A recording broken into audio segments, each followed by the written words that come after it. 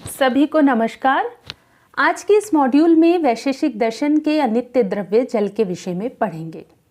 इस मॉड्यूल के द्वारा आप जल की संकल्पना को समझ सकेंगे, जल के लक्षण को जान सकेंगे, उसके गुणों से भली प्रकार से अवगत हो सकेंगे, जल के भेदों का ज्ञान प्राप्त कर सकेंगे तथा जलीय इंद्रिय और विषय को समझ पाएंगे।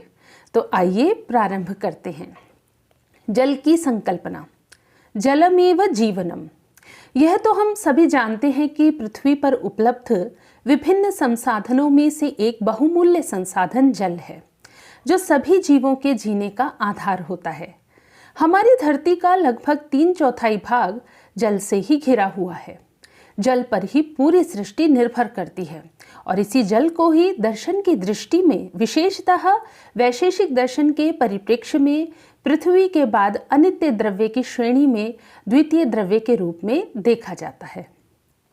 सूत्रकार कणाद ने वैशेषिक सूत्र में जल द्रव्य का लक्षण करते हुए कहा है कि रूप रस स्पर्श वत्यापो द्रवाः स्निग्धाः, अर्थात रूप रस स्पर्श द्रवत्व तथा स्नेह या स्निग्धता से युक्त द्रव्य जल है।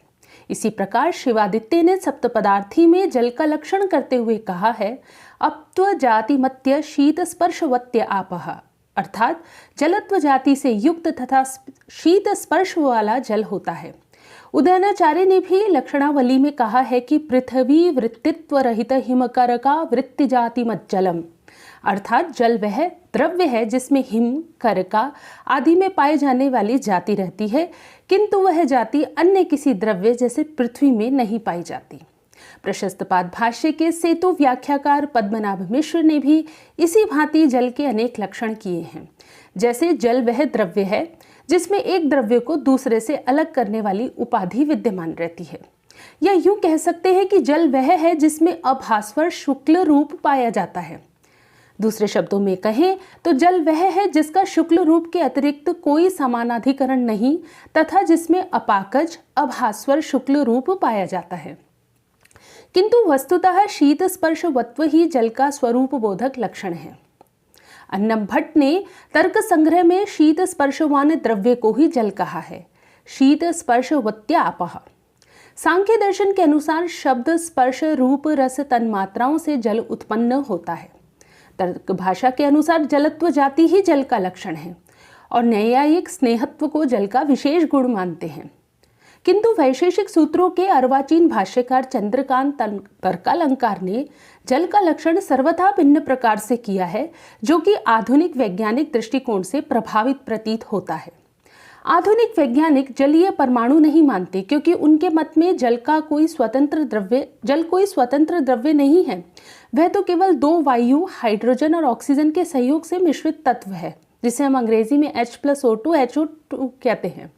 किंतु वैशेषिक दर्शन के अनुसार जल भी पृथ्वी, वायु आदि की भांति स्वतंत्र द्रव्य है। अब हम जल के गुणों को विस्तार पूर्वक समझेंगे। जल के गुण।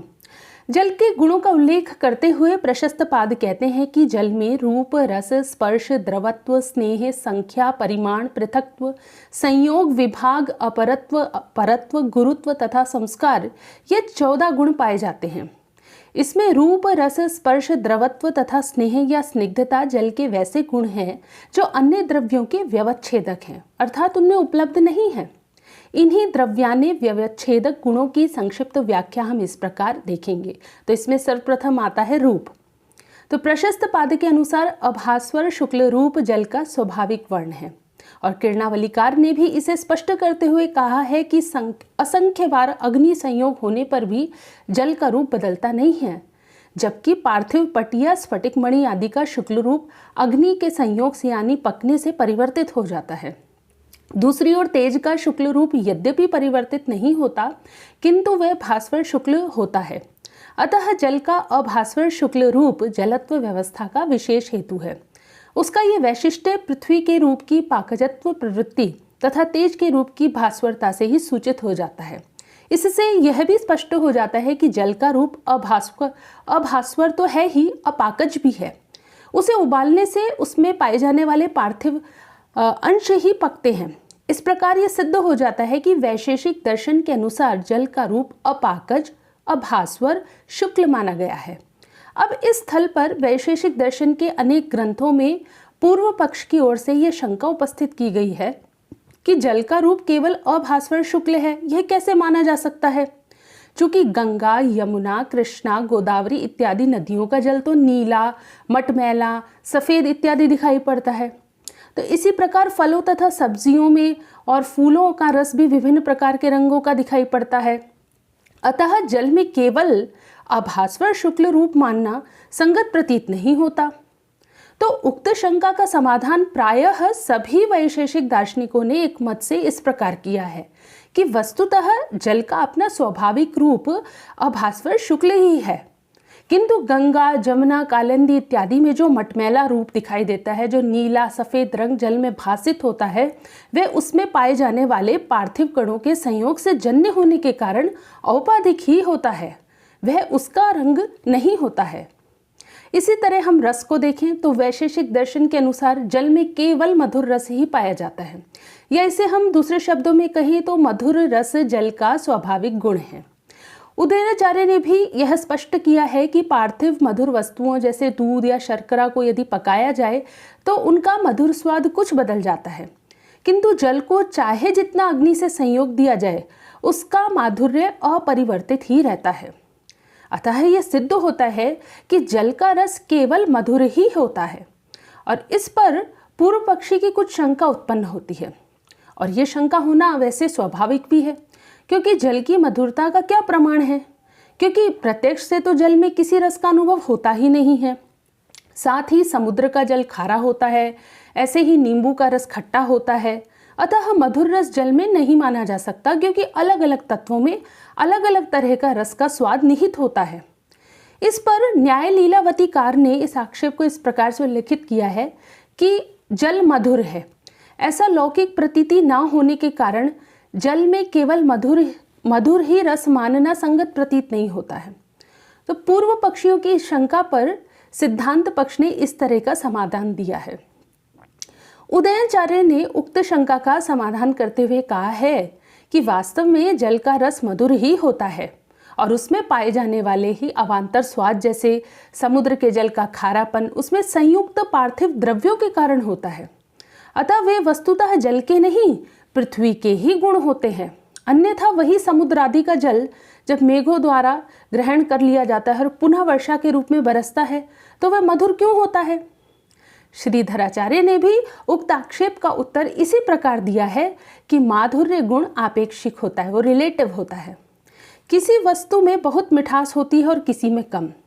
जल में माधुर्य न्यून मात्रा में पाया जाता है, इसलिए वह गुड़ की तरह मीठा तो प्रतीत नहीं होता है, किंतु उसमें किसी न किसी मात्रा में माधुर्य तो मानना ही पड़ेगा, क्योंकि वह तिक्त, कटु, कषाय, अम्ल और लवण में किसी भी रस की संवेदना नहीं कराता है। कणाद रहस्यकार का भी कथन है कि जल में माधुर्य या मधुर रस उद्भूत रूप से अनुभव इसलिए नहीं होता है कि वह मुखस्थ अर्थात मुख में स्थित पार्थिव या तेजस कणों के संयोग से अभिभूत रहता है। अतः यदि हम जल के माधुर्य की परीक्षा करना चाहते हैं तो पहले कषाय रस वाला आंवला खाकर या कषाय रस वाला कोई अन्य पदार्थ खाकर जल पिए तो जल का माधुर्य स्वतः ही सिद्ध हो जाता है। आइए अब तीसरा गुण देखते हैं, स्पर्श। वैशेषिक दर्शन के अनुसार जल का स्पर्श केवल शीतल ही होता है, अर्थात शीतल स्पर्श जल का स्वाभाविक गुण है। वैशेषिक दर्शन की उक्त मान्यता के विरुद्ध स्वभावतः पूर्व पक्षियों की यह शंका उद्भूत होती है कि जब दोपहर की धूप में या गर्मी में तो जल उष्णी ही प्रतीत होता है, अतः शीतल स्पर्श जल का स्वाभाविक गुण कैसे हो सकता है? तो इसका सिद्धांत पक्षीय समाधान यह कहकर दिया गया कि स्वयं सूत्रकार ने इस विषय में भी कहा, अपना मत स्पष्ट कर दिया कि जैसे वस्त्र में पुष्प की गंध औपाधिक है, वैसे ही जल में उष्णता या उष्ण स्पर्श भी औपाधिक होता है, अर्थात ऊपरी तौर पर होता है। तेज के संयोग से वह प्रतीत होता है, किंतु उष्णता जल का स्वाभाविक धर्म नहीं है, केवल तेज में ही वह स्वाभाविक धर्म है। इसी विषय में किरणावलीकार का मत है कि यह तो संभव है कि कभी कभी तेज के संयोग से जल का शीत स्पर्श अनुपलब्ध हो तथा जल की उष्ण प्रतीति हो, किंतु उस तेज संयोग के हटते ही जल का स्वाभाविक उपाधि रहित स्पर्श शीतल ही होता है। पदार्थ विवेक नामक ग्रंथ के रचयिता लक्ष्मीपति के अनुसार भी जल में पाए जाने वाले उष्ण स्पर्श केवल औपाधिक ही होता है, वह वास्तविक नहीं है। जैसे शुभ्र स्फटिक मणि में समीपस्थ जपा कुसुम की लालिमा प्रतिबिंबित होने पर उस स्फटिक मणि की लालिमा ही प्रतीत होती है, किंतु वह उसका स्वभाव नहीं। इसी प्रकार वैशेषिक दर्शन द्वारा यह सिद्धांत स्थिर कर दिए जाने पर कि जल का स्पर्श वस्तुतः शीत ही होता है, उसमें उष्णता की प्रतीति केवल औपाधिक है। जल के शीत स्पर्श के विषय में डॉक्टर नारायण गोपाल डोंगरे का भी यह कथन है कि द्रवों के वाष्पीकरण से उनका स्पर्श शीतल प्रतीत होता है। प्रत्येक स्पर्श योग्य द्रव में वाष्प परिणाम होता है और इस कार्य में आवश्यक ऊष्मा रूप तेज द्रव के अन्य भागों में से शोषित कर लिया जाता है, इसलिए द्रव का स्पर्शमान कम हो जाता है और शीत स्पर्श की प्रतीति अधिक होती है। डॉक्टर डोंगरे ने अपने मत की पुष्टि में यह वैज्ञानिक नियम भी उद्धृत किया है। क्या है वे वैज्ञानिक नियम? We picture the process of evaporation as the escape of the molecules through the surface of a liquid. This explains the cold produced by evaporation. इस प्रकार उपयुक्त विवरण के आधार पर हम ये कह सकते हैं कि वैशेषिक दर्शन द्वारा जल में स्वीकार किया गया शीत स्पर्श नामक गुण आधुनिक विज्ञान से भी सहमत है। आइए अब देखते हैं स्नेह के विषय में। स्नेह या स्निग्धता भी जल का स्वाभाविक विशेष गुण है। यह केवल जल में ही पाया जाता है, अन्य किसी द्रव्य में नहीं। चूर्ण आदि का जिससे संग्रह होता है उस गुण को हम स्नेह कहते हैं या स्निग्धता कहते हैं, और वह जल में ही रहता है। पूर्व पक्षियों की शंका इस विषय में उठती है कि स्नेह के विषय में कृणावलीकार ने पूर्व पक्षियों की यह शंका प्रस्तुत करी है कि स्नेह को केवल जल का गुण नहीं माना जा सकता, क्योंकि जल में तेल आदि की भांति स्निग्धता उपलब्ध नहीं होती, अर्थात चिकनाई या चिकनापन उपलब्ध जल में नहीं होता। इसे पृथ्वी का विशेष गुण भी नहीं कह सकते, क्योंकि वह पृथ्वी के सभी रूपों में नहीं पाई जाती, केवल घृत, तेल, वसा आदि कुछ रूपों में पाई जाती है। अतः इसे पृथ्वी एवं जल का सामान्य विशेष गुण मानना चाहिए। स्नेह जल का ही गुण है। इस उक्त शंका के समाधान में उदयनाचार्य इस प्रकार कहते हैं कि यह जो पूर्व पक्षी हैं इनका मत उचित नहीं है, क्योंकि यदि स्नेह पृथ्वी का गुण होता तो इसे पृथ्वी के परमाणु में भी उपस्थित होना चाहिए था, जबकि पृथ्वी के परमाणु में पृथ्वीत्व के अतिरिक्त और कोई जाति होती ही नहीं है।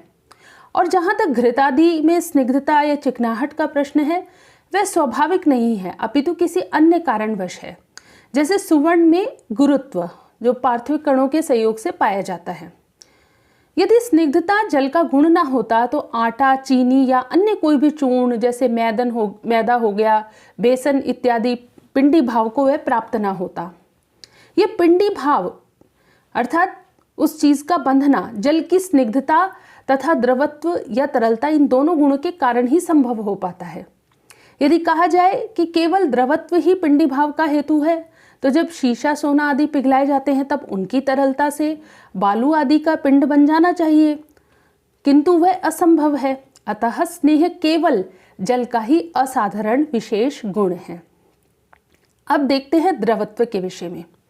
जल में स्वाभाविक द्रवत्व भी पाया जाता है तथा वैशेषिक दर्शन का यह भी सिद्धांत है कि स्वाभाविक द्रवत्व केवल जल में ही पाया जाता है। स्नेह अथवा स्निग्धता के साथ साथ द्रवत्व भी चूर्ण आदि के पिंडी भाव के लिए एक अनिवार्य गुण माना जाता है। इन दोनों गुणों के अभाव में जल से भी किसी वस्तु का गोला या पिंड ना बन सकेगा। अतः यह मानना उचित है कि जल में स्नेह के साथ साथ सांसिद्धिक अर्थात स्वाभाविक द्रवत्व भी पाया जाता है, क्योंकि जल से चूर्ण आदि का पिंडी भाव प्रत्यक्ष सिद्धि ही है। किरणावलीकार ने यहाँ पूर्व पक्षी की इस शंका का निवारण यह कहकर किया कि यह स्वाभाविक द्रवत्व तेल या दुग्ध आदि में भी तो पाया जाता है, अतः केवल जल का गुण कैसे माना जा सकता है। तो उनके अनुसार स्वाभाविक द्रवत्व तेल या दुग्ध आदि का गुण नहीं हो सकता है, क्योंकि वे पार्थिव द्रव्य हैं। इनकी पार्थिवत्व सिद्धि इसी तथ्य से हो जाती है कि तेल या घी भौम अग्नि के लिए ईंधन का काम करते हैं तथा लाख या दूध को पिंड रूप में भी पहचाना जा सकता है। अतः यह सिद्ध होता है कि स्वाभाविक द्रवत्व केवल जल का ही गुण है। पृथ्वी एवं तेल में जो द्रवत्व पाया जाता है वह स्वाभाविक नहीं, नैमित्तिक होता है। तो इस प्रकार इस 8वें मॉड्यूल के प्रथम भाग की समाप्ति हम यहीं करते हैं। अगले मॉड्यूल में जल द्रव्य के विषय में हम और पढ़ेंगे। धन्यवाद।